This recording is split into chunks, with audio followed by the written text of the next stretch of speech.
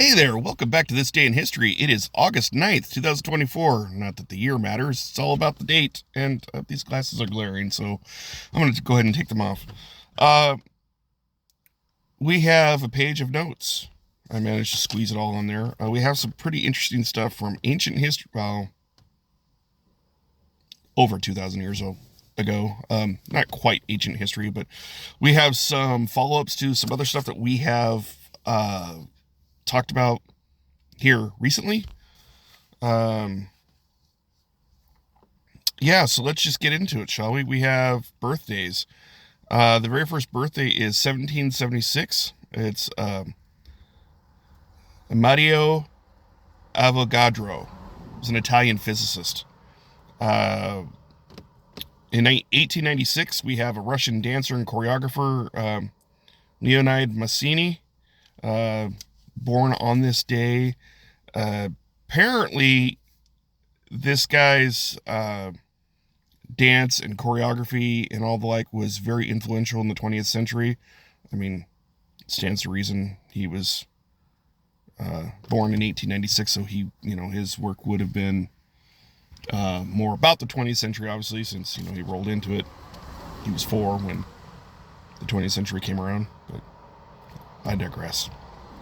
1899, we see the birth of P.L. Travers, and that was a British author. 1963, Whitney Houston, she's an American singer and actress, uh, died way too soon. She was she was one of my favorites. African American, grew up in the church, sang in the choir. That's kind of how she got her musical start. She had a very blessed career. Um, she hooked up with Bobby Brown. He was from New Edition and he went solo. They got together, they got married, they had a couple of kids, and then she got into drugs. And I know there's kind of like a lot of people suspect that, or they think that Bobby got her into it, but who knows? The thing is, like, it's like what Leaping Lanny Poffo said about Miss Elizabeth. When asked about her untimely death, he says, last time I checked, she's over the age of 18. She is responsible for her own actions.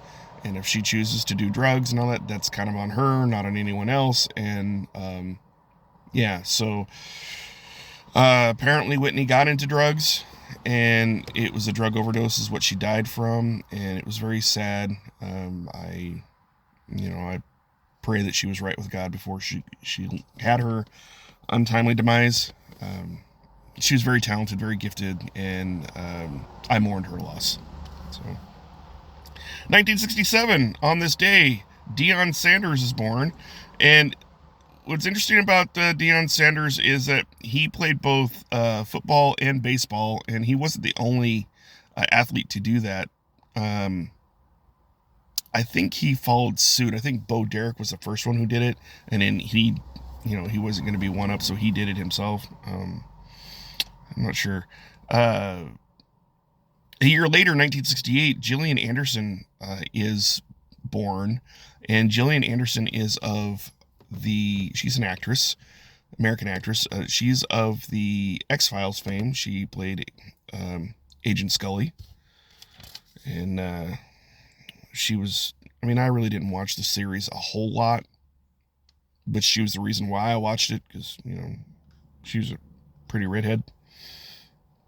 1976, we see the birth of Audrey Tautou. I think I pronounced it right. She's a French actress. And she's done a lot of stuff, but nothing I'd ever really heard of. The only thing that I'd seen that she was in the Da Vinci Code. So yeah, that's it for the birthdays. Let's get into the history. I'm going to save the one for last because, I'm going to. So we start out. The year is 1173. Construction begins in Pisa, Italy. You might be able to figure out what this is. It was a bell tower, internationally famously known as the Leaning Tower of Pisa. It began its construction on this day in 1173. In 1814, the Creek Indians signed the Treaty of Fort Jackson after suffering a defeat to U.S. General Andrew Jackson in the War of 1812. The Creek had allied with the British. So I did a little bit of reading up on Andrew Jackson, specifically his military career, because I knew that he was a president. Johnny Horton did a song, Battle of New Orleans, right? And the song goes, in 1814, we took a little trip in 1814, we took a little trip along with Colonel Jackson down the mighty Mississippi. We took a little bacon, we took a little beans, and we fought the bloody British in the town of New Orleans. Apparently, according to Britannica.com, is that he was not a colonel, but he was actually a general. He had a very storied career as far as like being a lawyer and a judge, and he did he was in politics. He swore he wasn't going to enter political life, and then he becomes a senator, and then he retired from being a senator a year later or something like that. Then he's called up to be in charge of the militia. He thinks he's going to be fighting the British because he had a negative experience with the British.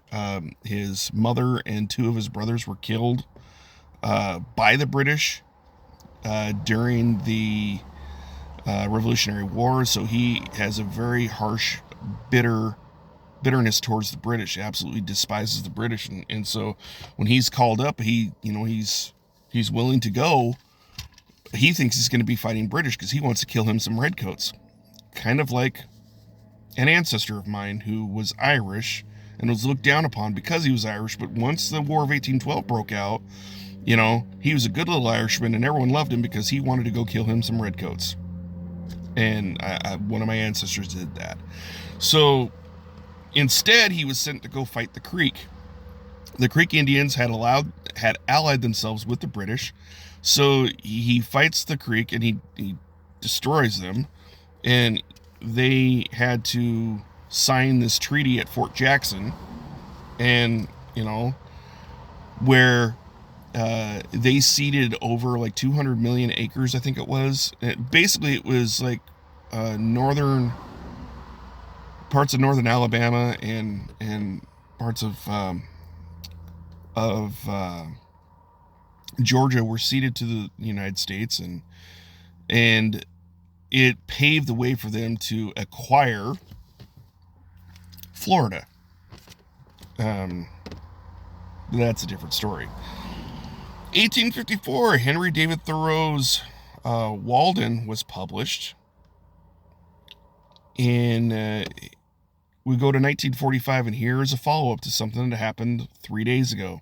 What happened 3 days ago? That's right. That was when it was 3 days ago in 1945 that the atom bomb dropped on Hiroshima happened. Today marks the day that the second atom bomb, which was actually meant for another city, but because of cloud cover, the bombardiers couldn't safely deploy, so they moved on to the third city on the list, and that was Nagasaki. So it is on this day in 1945, the second atom bomb is dropped on Nagasaki, Japan, which, of course, as we all know, led to the Japanese capitulating and ending the war in the Pacific and ending World War II outright.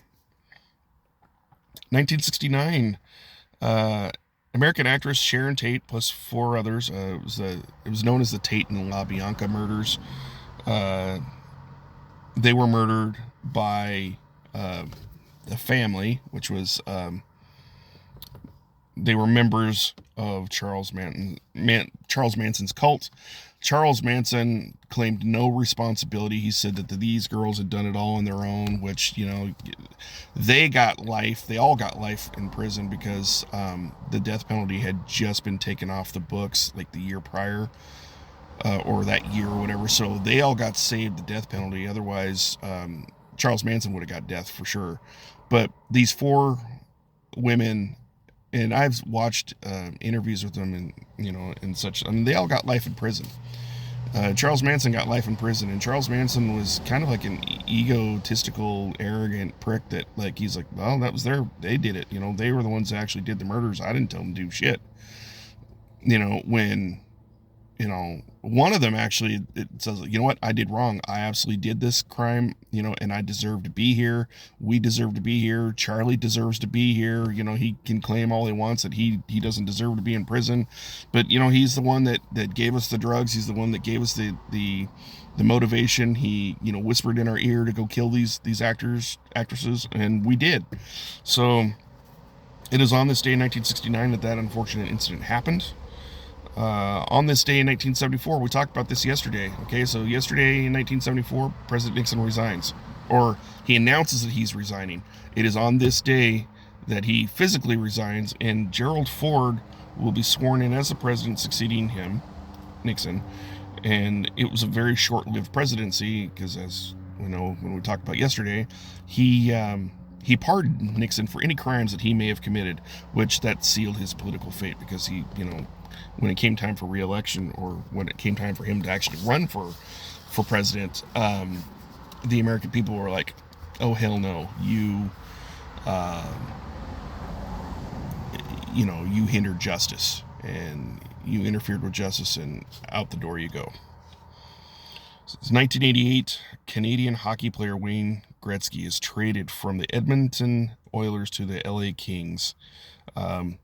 This deal shocked the whole sports world, and it stunned Canadians, right? Because he was like their hometown hero. He was their national icon. So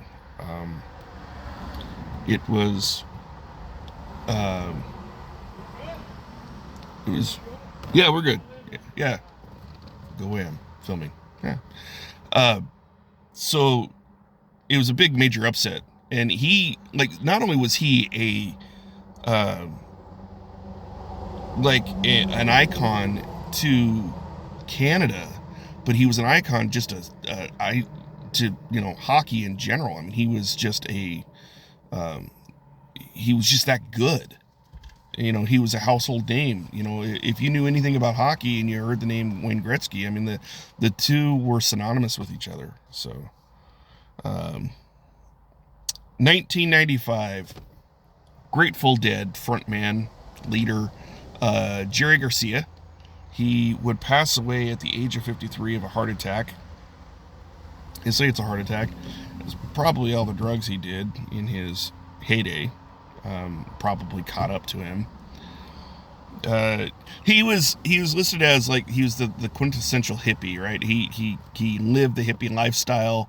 Hippies predominantly smoked a lot of marijuana, which I don't know that would have caused a heart attack at the age of 53. I mean, you got to bear in mind that's only 4 years from now for me. I'm 49, so it's I can't fathom dying of a heart attack so young. Especially with medical technology being the way it is. But I mean, there's probably some lifestyle stuff that caught up with him, unfortunately. It is on this day in 2014. This is going to be a little bit controversial, and some of you who may see this may not agree with me, and that's okay. But the facts are the facts are the facts. It is on this day in 2014 that Michael Brown is shot and killed by a white police officer. It resulted in civil unrest, riots, and the like. And the reason why it caused so much is because obviously it was a white cop that shot a black kid. Everyone claims that the black kid did absolutely nothing.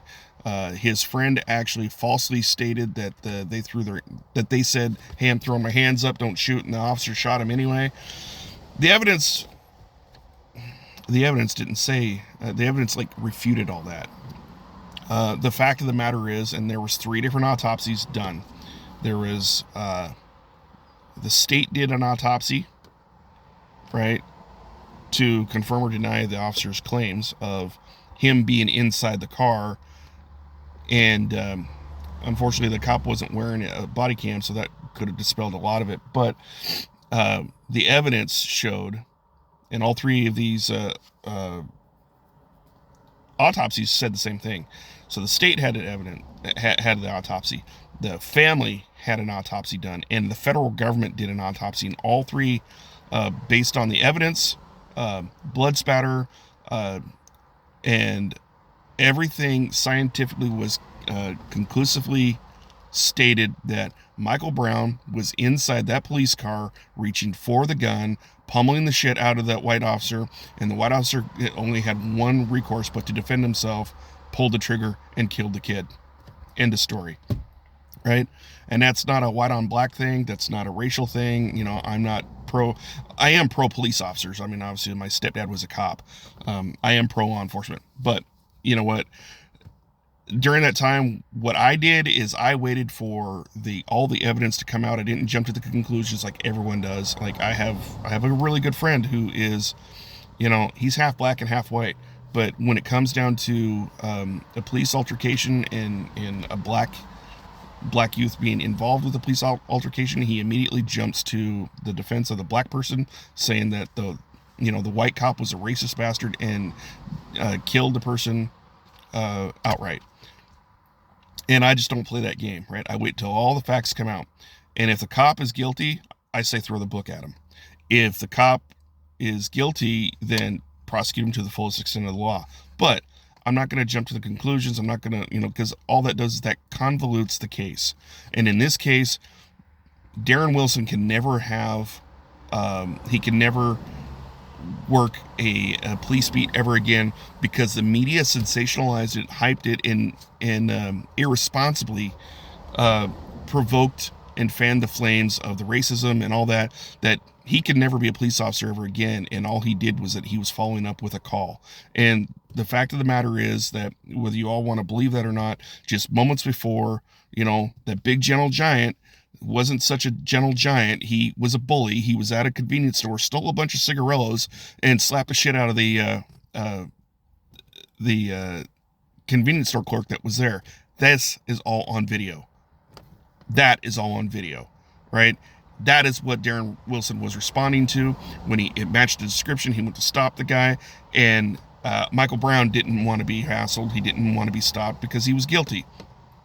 And he put up a fight, and he went for the cop's gun, and that's what happened. So the friend who said, hey, we had our hands up, we said, don't, our hands are up, don't shoot. He fully bold-faced lied about it. And he cracked under pressure when being, challenged on that. He eventually said, okay, you're right. I made that up. But the media still ran with that. BLM ran with that. BLM used that as they used that as the catalyst of, that was like one of their monikers, Black Lives Matter, blah, blah, blah, blah, right? And it's such a, I'm sorry about this tirade, but it's such it's bullshit. It really is, and there's no other way to say it, is that it's the fact is that, it's just like with the situation with Trayvon Martin and George Zimmerman, right? Should the kid have been shot? Well, that's a little extreme, and I wouldn't have wished that on anybody. But here's a situation where a young kid's kind of being harassed by an idiot, and Zimmerman was an idiot. I've done night watch, right? Like, you have zero authority once they walk off the property, and you should have just turned around and walked home. And I would say that to you, Zimmerman. You were an idiot in this situation. Were you guilty of murder? I don't know. But you weren't exactly in the right either. So, but that was a situation where both parties' actions had led to that unfortunate situation. Trayvon Martin could have walked away. Trayvon Martin could have, and I understand, a young buck like that doesn't want to be punked out in front of his friends, doesn't want to be seen as weak or whatever. But the reality is Trayvon Martin would be alive today had he just simply gone inside that convenience store and said, hey, this guy's bothering me, call the police. Zimmerman was already on 911 anyway while he was following them. So, and 911 did tell him to leave them alone and to back away. But 911 is not the police. What they say is a suggestion. That they don't hold the legal authority that law enforcement does. So there is that. But in a situation like that, Trayvon Martin would be alive today had he chose not to jump on Zimmerman and start beating the piss out of him. And that's confirmed based on the 911 call. You can hear Zimmerman being pounded. And, all the reports say that Martin had enough, and he attacked Zimmerman and started, beating him down, and Zimmerman pulled out his gun and shot him. Right. So again, it's like all parties involved, including this Michael Brown thing, all parties involved, they have a stake in it. They have, their, actions have consequences. And Michael Brown's actions led to his death. Just as, he is just as at fault for his death as Darren Wilson is for pulling the trigger. And in a situation like that, is like, you don't know what the guy's going to do, especially if the guy's going for your gun, right? The only thing you can do is defend yourself. And unfortunately, you had a good cop who was righteously defending himself and was cleared of any wrongdoing. Righteously defended himself, and as a result of it, he lost his career because he the media hyped it as it being unrighteous when it was. So that's my tirade on that. So the last thing, and I got to get going here.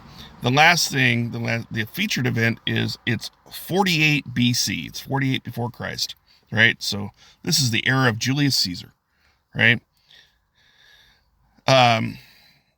So as you know, this was before, well, I guess it was empire. There was the Roman kingdom that eventually became the Roman Empire. And we all know who the very first emperor was. Well, that's a misnomer, right? We all say that Julius Caesar was the first emperor, but he really wasn't. He named himself dictator for life, right? But before that, there was what was called a triumvirate. I think I'm pronouncing it right. There was 3 guys who were basically named as like co-leaders of the empire, right? It was Pompey, I forget the other guy's name, but then it was Julius Caesar. A civil war breaks out, right? Because like these 3 just can't work together. Like one of them has to come out on top. So during this Roman Civil War, the 3rd guy got knocked out pretty quickly, but Pompey and Julius Caesar, they would clash, right? They'd clash at the Battle of Pharsalus. And Caesar was just really good, and they beat Pompey's army. Pompey himself fled the battle, and then he made his way to Egypt, where at some point, sometime later, he was subsequently murdered. And then, of course, Julius Caesar, he reigns in all the power because he's the last man standing. And then he declared himself, he didn't declare himself emperor, but he declared himself dictator for life. And that was huge. And it wasn't until, the Ides of March, which would be March 15th, that that incident would happen where he would just alienate the Roman Senate, and they got so pissed off that they all decided to kill him. They all stabbed him to death, and that was the end of his dictatorship. It was his nephew, I think it was and that's the shitty thing about it, is like that kid knew what the Senate was doing. They knew that they were going to kill his uncle, and he let them do it. Then he seizes power, and he becomes the first emperor, Emperor Augustus, and then he turns around and he hunts every one of those bastards down, and he has them killed.